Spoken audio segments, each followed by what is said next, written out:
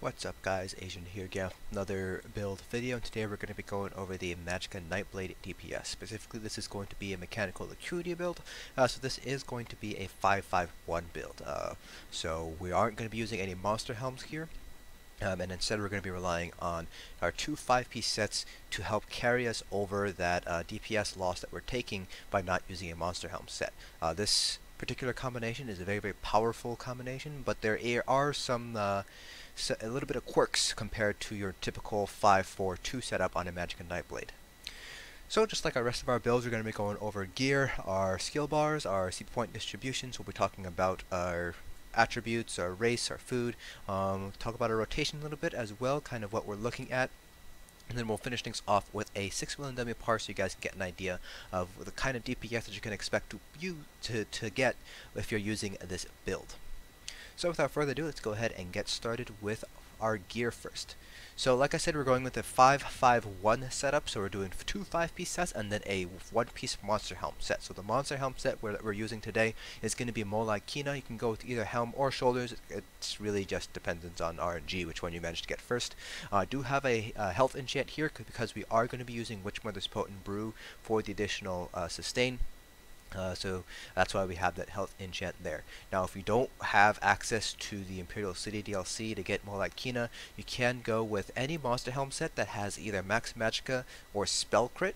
That's kind of up to you. There's plenty of options that you have out here that are non-DLC based. I believe Slimecraw gives you spell crit, so you could use Slimecraw instead. Ilambris gives you max Magicka, so that's perfectly fine to use. I've had the best success with Kina, but max Magicka and spell crit monster helm sets are perfectly fine to use on this build.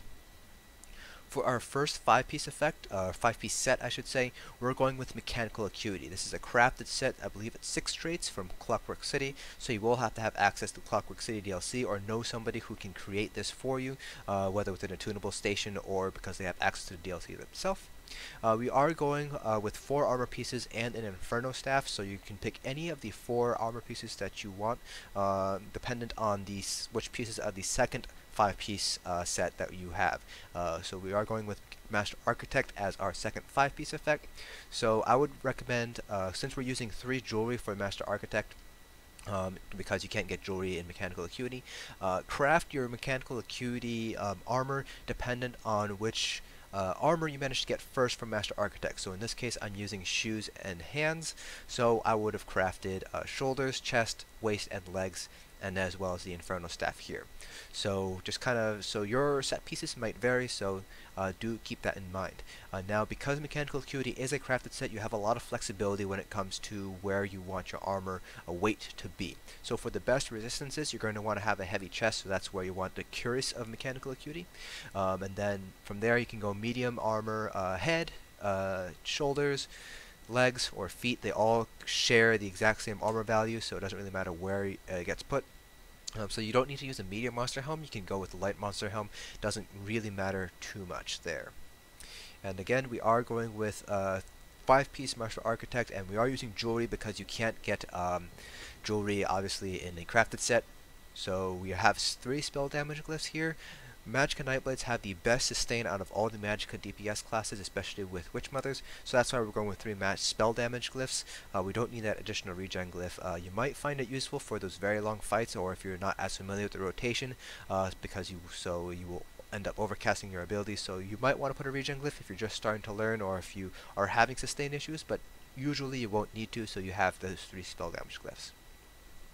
Like I said earlier, we're going with an Inferno Staff of Mechanical Acuity on the front bar, infused with a Flame Damage enchant. If you are having troubles with sustain, you can replace this with an Absorb Magicka enchant, or you can go with a Shock Damage enchant if you want to help out with the off-balance uptime, but you don't really need the Shock enchant as of Dragon Bones, because off-balance uptime has been cut from around 70 to 80 effective uptime down to 25, so it's not really necessary to have that Shock Damage enchant anymore.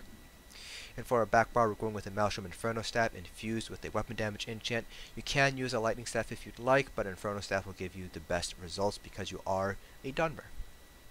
So speaking of being a dark elf, we are a dark elf here, but you can be any of the other magically inclined races, which are the high elves. They have very good stats. They have 10% max Magicka, 9% Magicka regen, 4% to all elemental damage types. You can be a Breton. They have 10% max Magicka. They have very nice boost to spell resistance, which helps out your survivability. And they also get 3% reduction to Magicka ability costs, which helps out their sustain.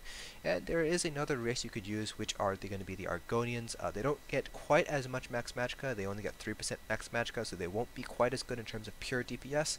But in terms of sustain, they do get additional resources back whenever they drink a potion, so they do have slightly better sustain compared to the other three races there. But ultimately, they do pull a little bit lower DPS compared to those three.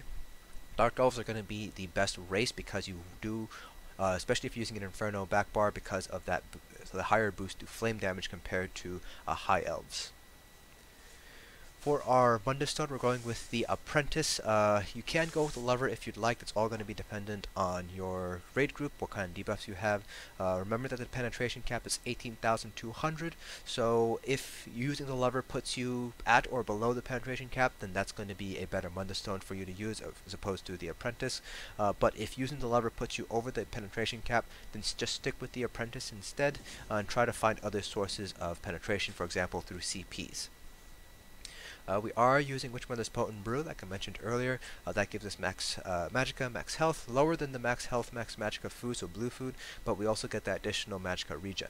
Now, you can use blue food if you'd like. You will suffer from regen problems, sustain problems, so you will need to have you attack more often, especially in longer fights, but that is an option there. And finally, there is a gold food that comes from Clockwork City. There is a series of quests that you can do to get the recipe, or you can buy the food pre-made from guild traders from other players.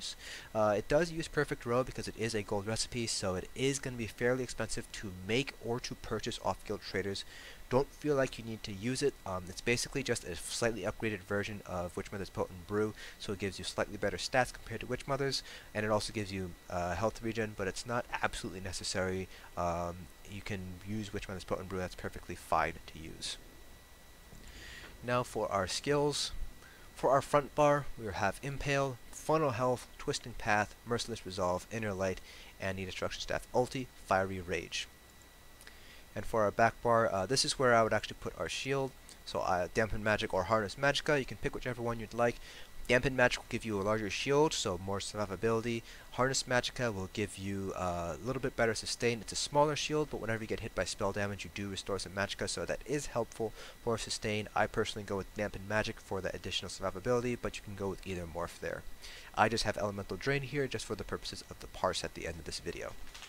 Crippling Grasp, you can use the other morph. Let me just go over to it real quick, which is Debilitate. Debilitate will help you out in trash pulls because you do get some of your Magicka back whenever somebody dies when they're affected by it. It is going to be slightly less DPS than Crippling Grasp, but you can apply it to multiple enemies, and again it does help out with your sustain in trash pulls. Blockade of Fire, Siphoning Attacks, Inner Light, and Soul Harvest. Now we're going to go over our champion points. The CP cap is now 720, which gives us 240 points across each of the 3 different constellations.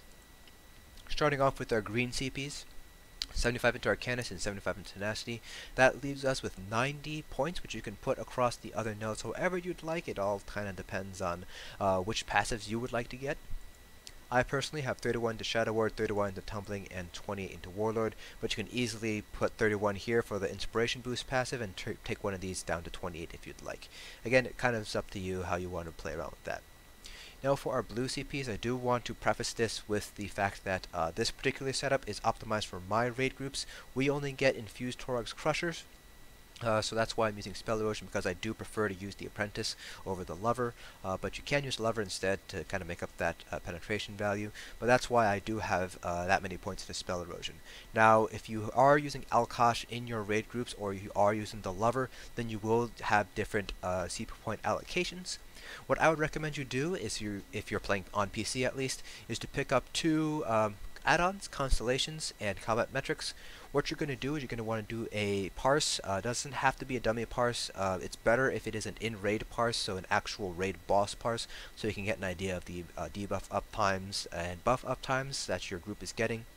Save that Combat Metrics report and hit import when you have it pulled up. It'll automatically basically import all the relevant statistics that it needs to pull in, except for spell penetration. You do need to manually input that yourself. You swap over to the champion points tab, you hit calculate, and it'll tell you right here under new what your ideal CP point distribution is going to be. So this particular distribution is optimized for my group, so your CP distribution might vary. So I highly recommend using constellations to figure out what distribution is best for you. I have 42 into Spell Erosion, 49 into Elemental Expert, 56 into Elfborn, 66 into Master at Arms, 16 into Staff Expert, and 11 into Thaumaturge. And finally, for our red CPs, I like to take a one-size-fits-most scenarios approach, basically, so I don't have to swap my CPs around too much, because you might want to swap CPs depending on the content you're running. So a good example of this is Maw of Lorcash. You're taking a lot more magic damage in Maw versus physical damage, so you're going to want to take points out of Hardy, put them into Elemental Defender, Spell Shield, Ironclad, in order to kind of help mitigate the damage from Maw. You don't have to do this. I personally try not to do this, just because I don't like the time and the money sink in order to redistribute every time I'm running new content each week, but you can if you so desire. I have 48 into Ironclad, 48 into Thick-Skinned, 1 into Light Armor Focus, and 56 into Hardy and Elemental Defender, and I have 31 points into Bastion. Some builds don't put points into Bastion. I personally like to put points into Bastion for these two passives, Field Physician and Infusion. So Field Physician reduces the damage that you take while you're resurrecting somebody by 15%, which is very nice to have because this does also affect the damage that your shield is taking as well. So Magicka DPS are normally the ones going for reses because they have the shield, so it's very nice to have this passive here. And in Infusion, when you resurrect another player, you increase the Magicka regen by, in this case, 797 for 8 seconds. This just helps out your Magicka DPS, your healers, your tanks when you do res them, to help them get back on their feet faster because they're getting their Magicka back quicker. So now we're going to go over our rotation. So unlike a 5-4-2 setup where we're using Julianos or Mechanical Acuity as our 5-piece and Moondancer as our 4-piece, in this scenario we're using Master Architect as a 5-piece effect. So we're going to want to use Soul Harvest now as our main ultimate rather than the Desperate Staff ulti. Obviously in trash pulls you're still going to want to use the Desperate Staff ulti if you have it, but in single target scenarios you're not going to want to use the Desperate Staff ulti, you're going to want to use Soul Harvest instead. So that changes up your playstyle quite a bit compared to a 5-4-2 setup where you're a ranged DPS, because now you're going to have to move into the boss within melee range, use Soul Harvest, and then back away back into ranged distance there. So let's say, we're going against this Hasha, and this dummy is going to be this Hasha. Normally you have, 4 melee DPS, like one here, one here, one here, and one here, and then as a mag blade you would be out here ranging, and that's just so you don't end up cross cursing if you haven't done this Hasha before, so you don't spread curse and during the shield phase your AoE is not overlapping somebody else. But if you are using this build, you will have to move up so you have to move up, use your Soul Harvest ultimate, and then back out again into ranged distance. So in fights like this Hasha, where positioning is very important, that's something you're going to want to keep in mind. You're not obviously going to want to rush in when he's throwing out a curse. So do keep that in mind with this build. You're going to need to be a lot more aware of the mechanics of the fight. You're going to be a lot more situationally aware of when you're able to go in, use your ultimate, and back out.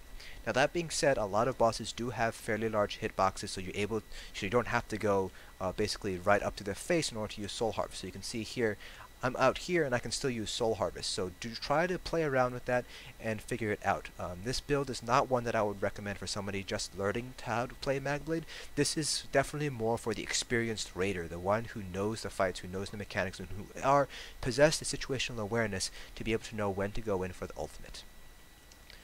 So the rotation basically looks like this. You're obviously going to want to start off by buffing yourself with Merciless and Siphoning. If you do have the ultimate for Fiery Rage and open up with Fiery Rage, at this point it doesn't really matter on a boss fight.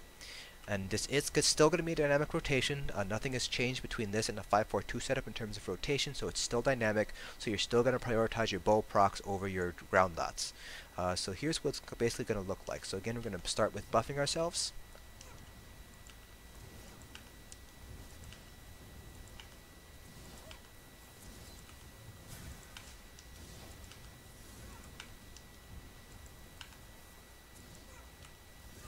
So we do have a little bit of lag there, so I did have a lag spike there. My ping spiked up to 600 there. So that's basically what it looks like. It's going to be a lot of dot tracking. You can see here I had a bow proc, so I swapped my front bar to get it off and then continued on my rotation on the back bar. Re-upped that. There is a bit of a delay currently, both on live and on the PTS, but between when light attacks count for the proc. So do keep that in mind. And then in execute, people kind of do this differently. I like to just keep up 2 dots, so I like to keep up my path and blockade. I drop Crippling Grasp, and then I just keep using Impale. I do still maintain my buffs, so I do still maintain Siphoning attacks and Merciless Resolve during execute, but I do drop, I obviously drop a Crippling Grasp, and I still keep on using my Soul Harvest ultimate there. So without further ado, let's go ahead and get started with our 6 million dummy parts so you guys get an idea of the amount of DPS you're able to pull with this build. So I'm sure you guys noticed there that I did have a bit of lag spike there, so if we do get one of those, the parse will be depreciated, so do bear that in mind if we do happen to get a lag spike during our parse. So let's go ahead and get started.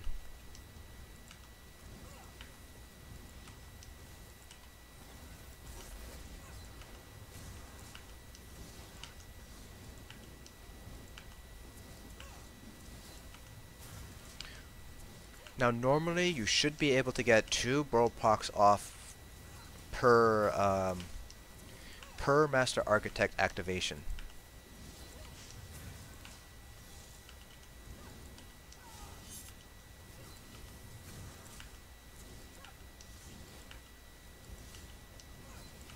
See here we managed to get 2 bow procs off on our Master Architect proc there.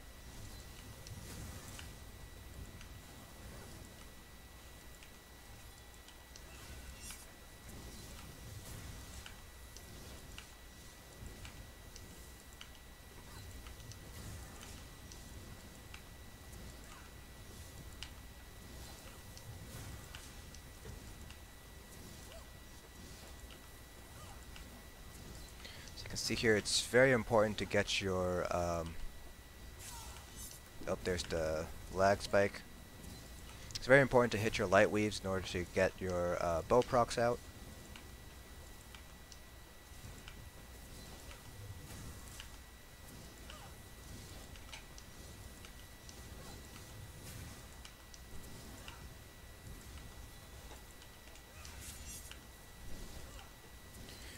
So if your potion does come up when you have an ultimate ready, hold off on drinking the potion until you use Soul Harvest, because you don't want to waste that additional ultimate you get by drinking the potion.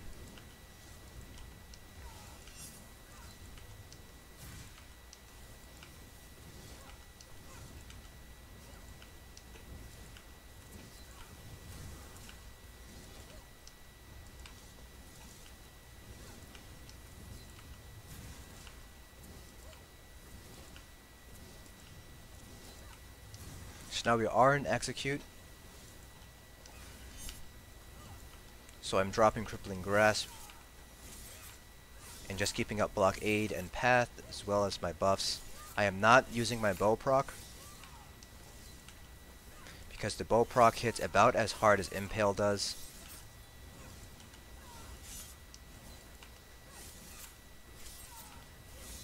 Impale is just faster to use, so we're not going to be using our bow proc. We're just keeping Merciless up for the minor berserk buff. Alright, so there we go. That is our 6 million dummy parse with this build. I did have some lags there, so I wasn't quite getting as many light attacks in as I would like, and there was a little bit of lag between our abilities, so this isn't the best I've managed to pull. I've actually managed to pull 40k with this build before, but I don't have that parse saved up right now. So I pulled 36.4k. Like I said, this isn't as very high because we did have some lag issues there, but we can see here that if we take a look at Major Slayer uptime, we got 48% Major Slayer uptime. So that's pretty par for the course when it comes to how much Major Slayer uptime you can get with this build. If you're using Soul's Harvest basically right as soon as you get it, you can get anywhere between 45 and 50% Major Slayer uptime. That's not just on you; that's also on 2 other DPS. Because you are moving within melee range, so hopefully your melee DPS are getting that Major Slayer. So this is pretty much where Where Master Architect really shines here is that helping out your DPS by giving them additional Major Slayer. That being said though, some Stamina DPS will be wearing War Machines, Stamplars, and Stamina Nightblades, and the Major Slayer does override each other, so if somebody has, for example, 5 seconds of Major Slayer left, then if you go ahead and use Master Architect and they get it again, it doesn't obviously bump up to 15 seconds, it just refreshes it to 10 seconds, so it is a slight DPS loss there because you are basically overcasting Major Slayer, so to speak. So that is something to keep in mind there, but that's something that you're going to want to be mindful of. You might not necessarily need to coordinate it with whoever's using War Machine, but it is something to be aware of if you are going to be using this build. So we can take a look here at all of our abilities here. Light attacks, very, very important out of Magicka Nightblade. You can see here 24% of our DPS came from light attacks. And what I was mentioning about not using Assassin's Will, the bow proc during execute, you can see this here. That's because our Impale does on average more damage than the Assassin's Will does. Granted, this is with a lot of crits compared to the Assassin's Will procs, but generally speaking they will be pulling around the same hits, so the bow proc does have a slightly longer animation compared to Impale, so that's why we don't use the bow proc during execute, because we want to get more Impales off because it's faster that way. And everything else just kind of goes down from there. We can see Mechanical Acuity here had a 26% uptime. It has a theoretical maximum uptime of, I believe it's 27%, so we're pretty much having it proc on cooldown. So it does only proc while you're on your front bar, so it is possible to hold on to your bow procs until you get a Mechanical Acuity proc to get that crit. But in my opinion, it's not really worth timing it out that way. If you want to, you can try practicing with it, but you're not going to be able to do it with Strendar. You're going to need something like Aura Mastery instead in order to keep track of when your Mechanical Acuity proc is off cooldown. Generally speaking though, when it does proc, you will generally be able to get one bow hit. There's not really enough time to get 2 bow procs off like with the Major Slayer buff, so that's something to keep in mind there. So that's it for this video. Hope you guys found it informative, and I will see you guys in the next dungeon.